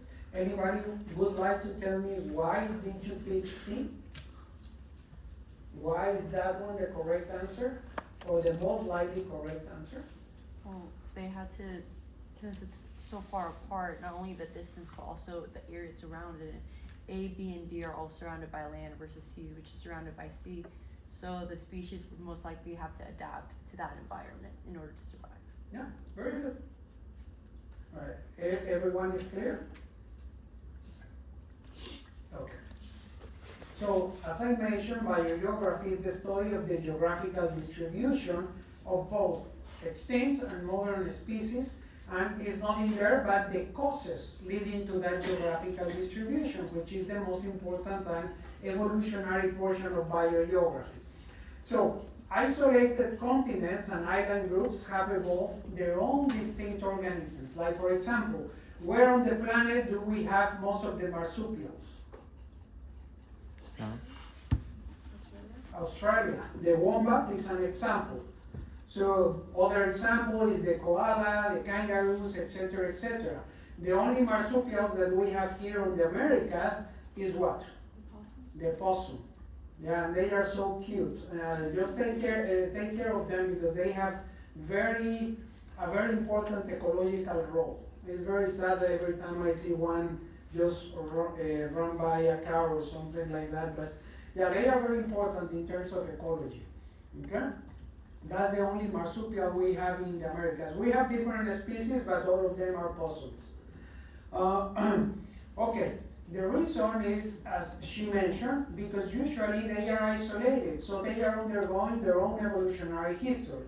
Of course, that is the most extreme, and that's why islands are very useful to understand evolution through adaptation via natural selection, because islands are isolated in their own little world compared to things that are in the larger land masses or even on the ocean, right? Although there are different ways in which landmass organisms can start to diverge into new species. So let's take, for example, this species A that is distributed here on this landmass. Suddenly there is an earthquake and the landmass is divided in two. And for some reason, this is a huge strait of water, and this species A doesn't have the dispersal capacity to move into this other portion of the landmass. So now A is going to evolve into species B. for many different reasons. It can be just because isolation, or it can be because on this side of the island we have new resources and they need to adapt to those novel environmental conditions. Then we have another split of the land mass, and we have B isolated in here, and for some reason, some environmental condition, natural selection acting on this B population is going to evolve into C. Now notice how we are building the phylogenetic tree down here about these species. So we started with A, then it is split into AB, okay? And now it is split into ABC. But now look at the change. At this point in time, A and B were sister species. Now when we add the new species C, it turns out that all the evidence that we have is telling us that B and C are sister species, okay? They evolved from some ancestor that also lead to A, but the more closely related is B and C. And then there is some race of a mountain range, I don't know, the Alps, the Andes, and then this population of C is split into two, and on this side of the mountains, C is going to evolve into a new species D. Now we modify again the phylogenetic tree, and now C and D are more closely to each other in terms of phylogenetic history, and then suddenly some organisms of C are capable to cross this water stretch, so they have the capacity to disperse. So you can imagine something easy like a migratory bird that can move thousands of miles, crossing to here, to this portion of this landmass, and then it might evolve into something new, let's say E. And then we have this phylogenetic tree where you can see that now C and D are no longer sister species. It's C and E, and then C and E are more closely related to D. Okay? Yes? Are C and E equally related to D? That depends. How much evidence do we have? Here we are just building a cartoon. It depends on the adaptations that they have evolved in their respective places. You could say in this figure that yeah, C and E are equally related to D. But then we know if we go into a real example, we might know that that is not true, because maybe E has developed new adaptations that have led to more genetic variation, more genetic changes that are going to make E more different to D than to C. Okay? So we cannot really say that C and E are going to be equally related to D. In a general framework, you can say that. But if you go into the nuance of different types of evidence, most likely it's not going to be that the case. Okay? So everything depends on the type of genetic of evidence that we have. Here we are just dealing with some biogeography that we imagine with this example. So if this is all the information that we have in terms of where they are distributed, then you can certainly say that C and E are equally related to D, until we have other type of information, okay? So, again, isolated continents and islands have been very important in order for biologists to develop all these evolutionary ideas, especially through natural selection, because they are isolated and they evolve this in this independent fashion, and sometimes in a fast way, in terms of fast in geological time. But you have in the Galapagos, for example, the marine iguana, which is a herbivore. They specialize on feeding on underwater vegetation, on the rocks, algae. You have the flightless cormorant. So it's a cormorant that basically doesn't fly. You can see that its wings are like atrophied in a way, because they don't, they cannot fly. You have the koalas, so the marsupials isolated in Australia. This is the closest thing that you are going to see in terms of a velociraptor in living terms. So this one is from New Guinea.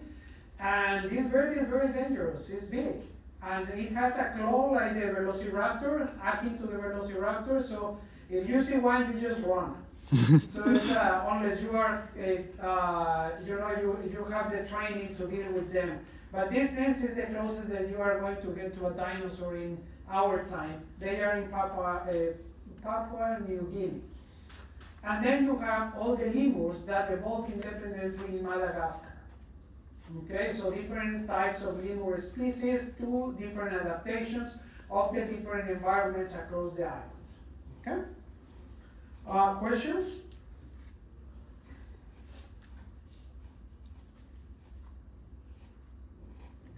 So when something like lemurs like diverge like that from like the mainland, would there necessarily have to be like say two lemurs that went over so that they could reproduce?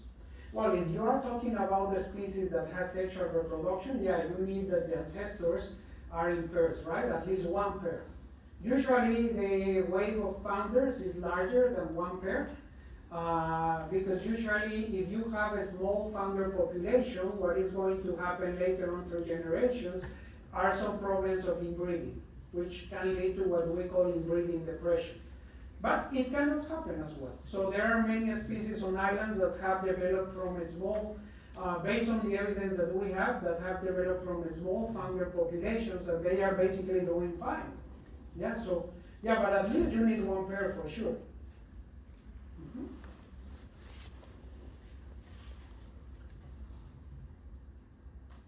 Okay, a question here.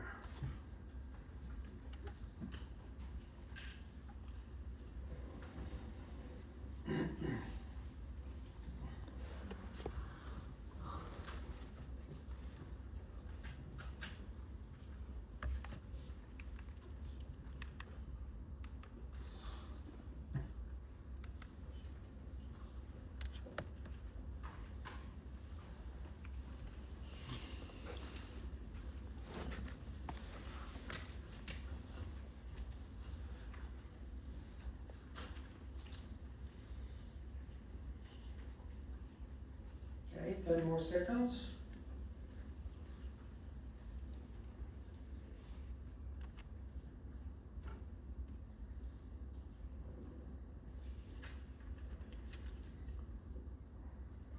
Okay. Yeah, most of you got it right, so the correct answer is C. Anybody would like to share why C is the correct answer?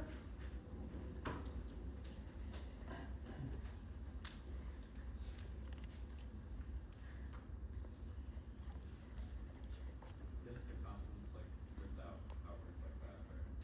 So it'd be reasonable to assume that they might have started from Africa and then outwards. Yeah, and basically it's like a puzzle, right? When we see the map, you can see more or less where the different coastlines fit. You can see how South America fits really nicely this portion over here in Africa.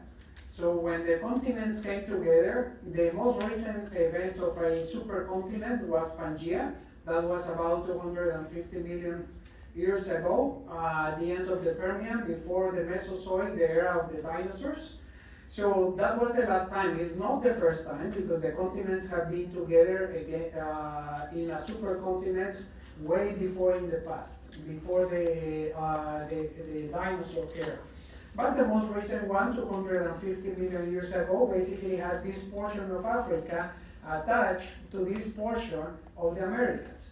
So that is why the answer is C. That is why we would expect to find fossils of that organism in these portions, okay? Instead of this portion D or in B, okay? Just because of the physical proximity that occur between these two land masses about 250 million years ago. Okay, other question?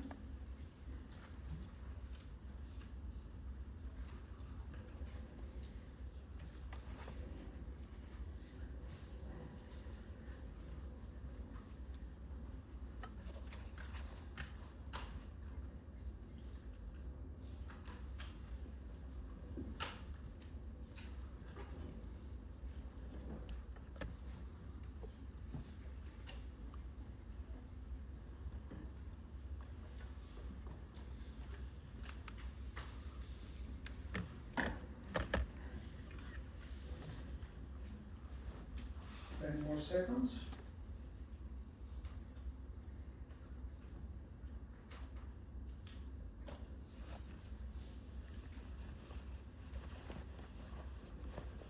Okay. Yes, the correct answer is C. Are there any questions?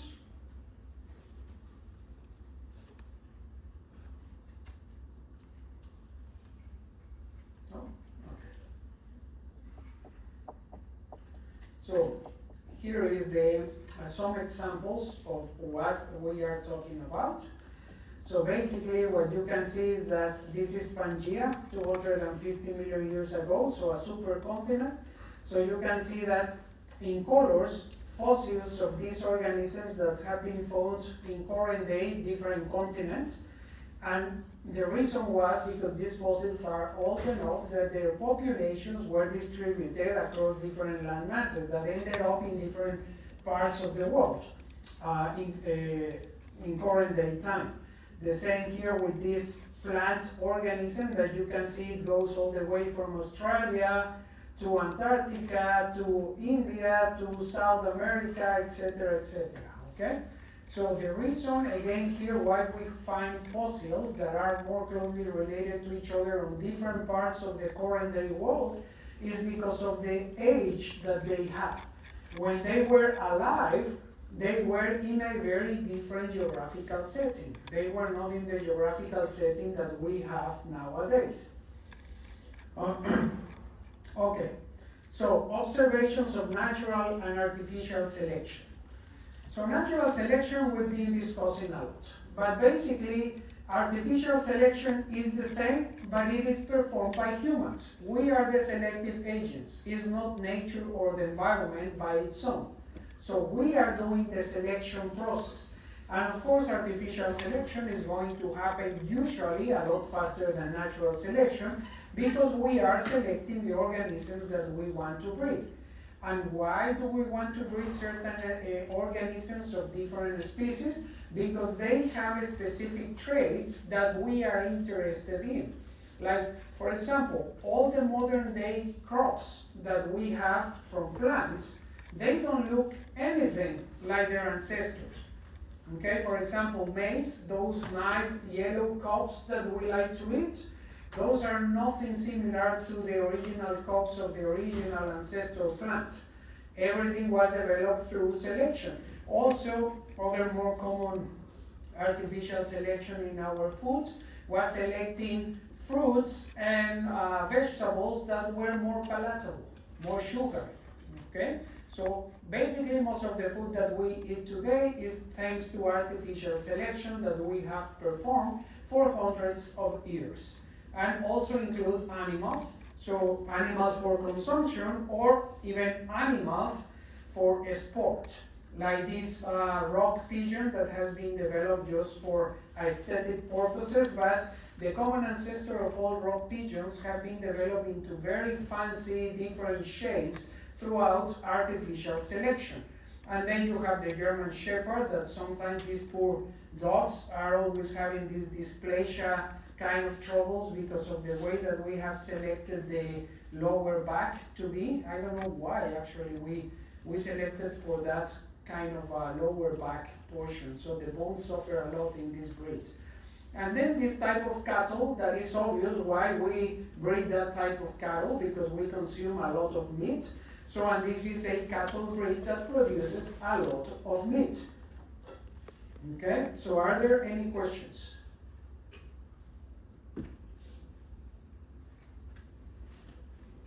No? Okay, let's go into this question.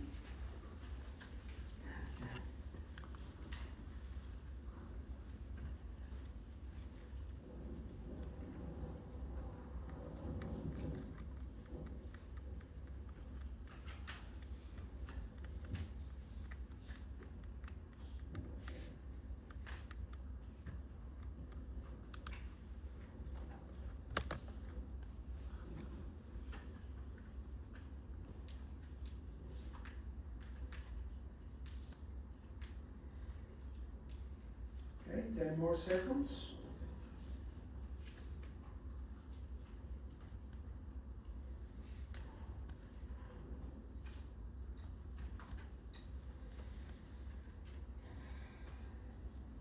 Okay.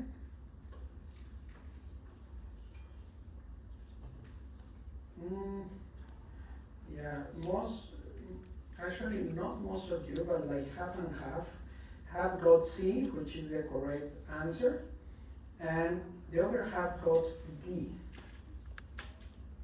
So the correct one is C.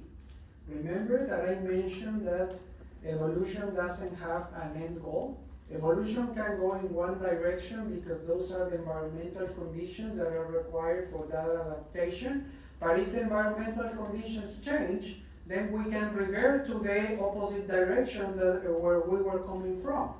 Okay? So there is no end goal. There is no vision for that in natural selection. Artificial selection, of course, as we mentioned. Cattle that produces more meat. Why? Because we consume meat. Plants that produce more plant material that we consume for obvious reason, because it's food for us, okay? So there is an end goal to artificial selection. Questions?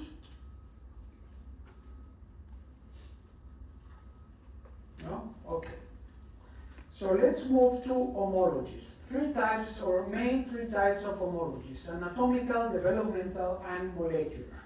Anatomical is the most obvious one, especially when we compare vertebrates. We have what we call anatomical homology, meaning that all the homologies that we see across different species are because they descend from the same most recent common ancestor. In the case of vertebrates, here we have the bones of the arm. So we have a human, a cat, a whale, and a bat. We all are vertebrates, and we descend from the same common ancestor. The common ancestor leading to the vertebrates. And you can see by color coding that we have the same type of bones, modified in a different fashion, but they are exactly the same bones in our limbs. Okay? So that is homology. Okay? Anatomical homology, meaning homologies that come from a most recent common ancestor. Now, developmental homology.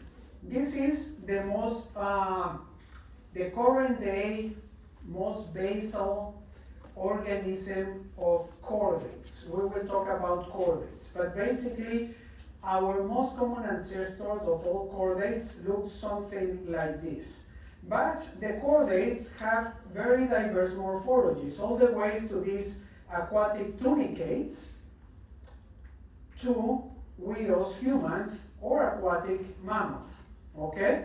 So developmental homology, what does that mean? It means that if you look at the development of the embryos of every one of these organisms that look so different when they are fully mature, you will see the same stages. Probably you have heard, for example, that when you were an egg and you started to develop, at some point you look like a fish, then like a chicken, then like something else, until you started to look like a real human.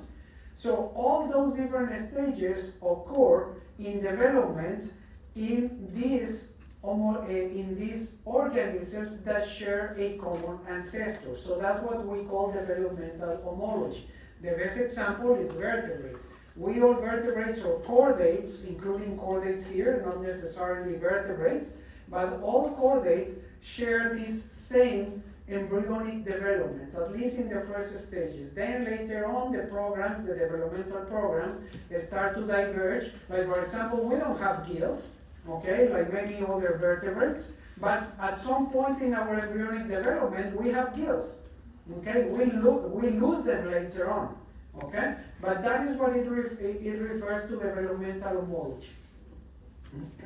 Molecular homology, that is the most recent and the most common evidence that we use now because we have access to full genomes.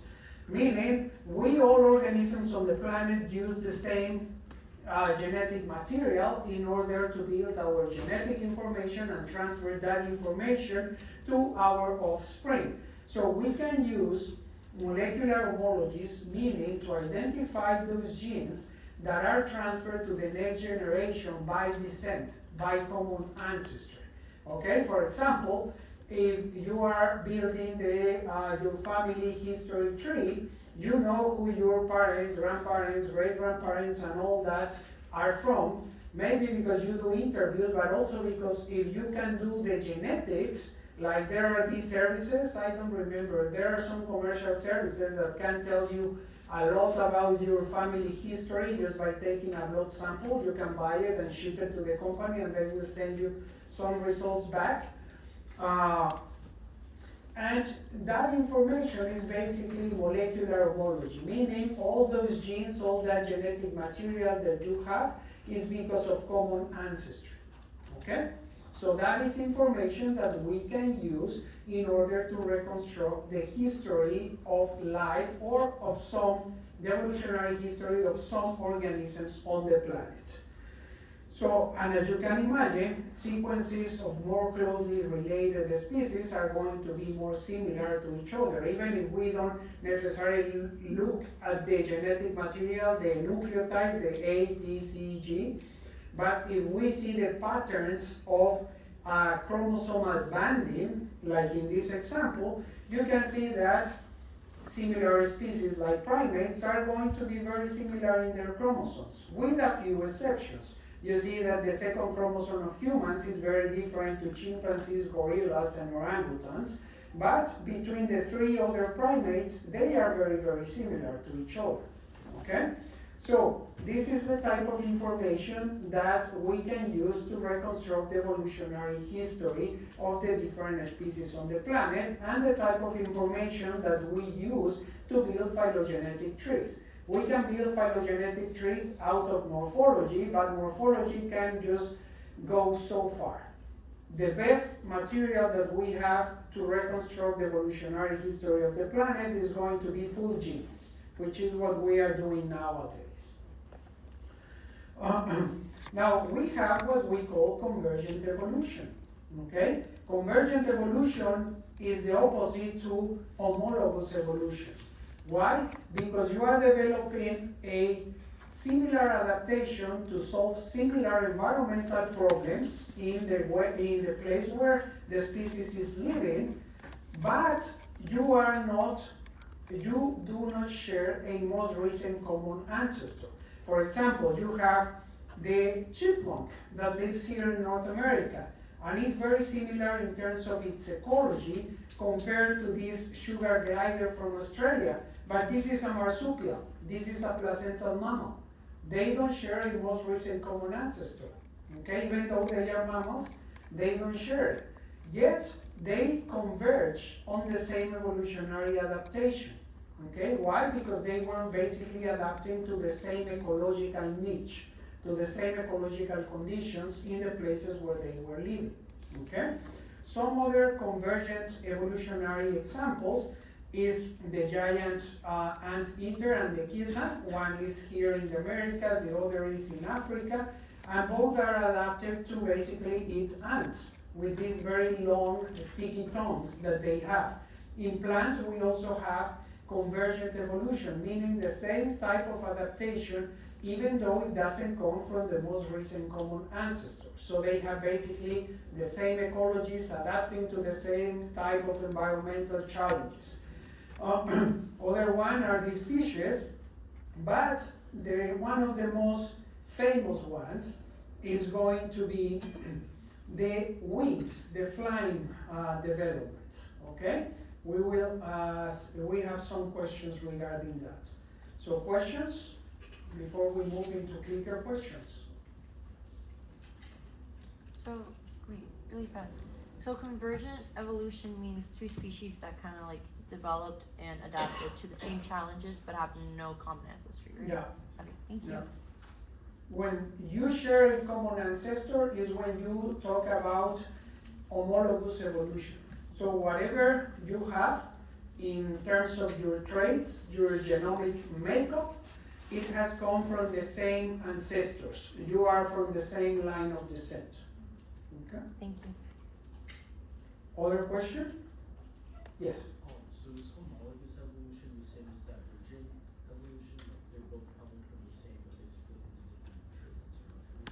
That's actually a very good question, because when you are dealing with biology, you have to think on zooming in and out of spatial and temporal scales. In the question that you have is zooming in and out in the temporal scale. Something that can be considered homologous in a temporal scale can be considered convergent in a larger temporal scale. Okay, because at the end, we are supposedly sharing a last recent common ancestor, right? Maybe you have heard of that, LUCA. Okay, last universal common ancestor of every living organism on the planet.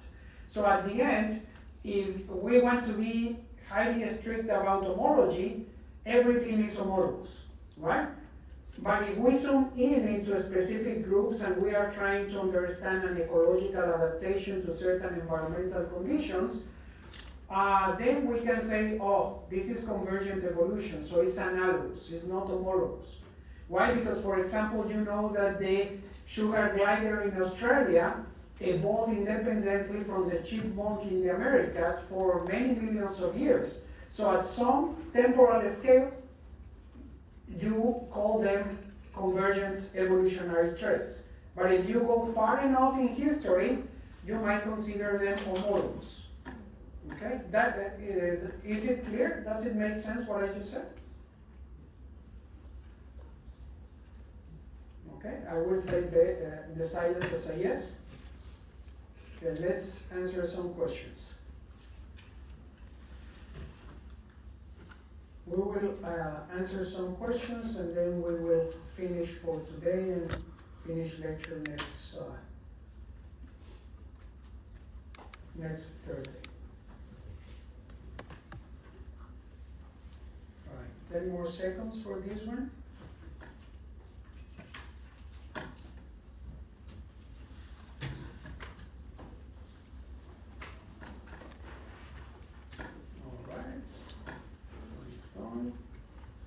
Yeah, true. Let's move into the next one.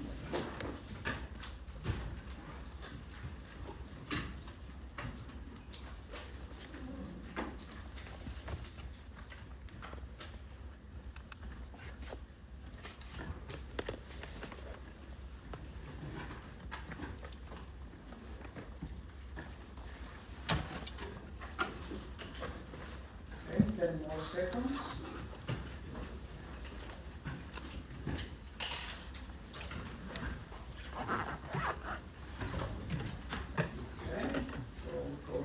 Is B, yes. Most of you got it right. So basically,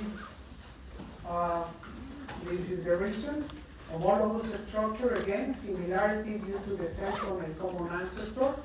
Analogous structure is similarity due to convergent evolution. Okay? The two examples, okay, bird wings and insect wings. Both solve the same problem, but they come from very different places in the history of life, and also they have very different structures. One is a vertebrate, the other is an invertebrate. Okay? All right, we will continue next Thursday.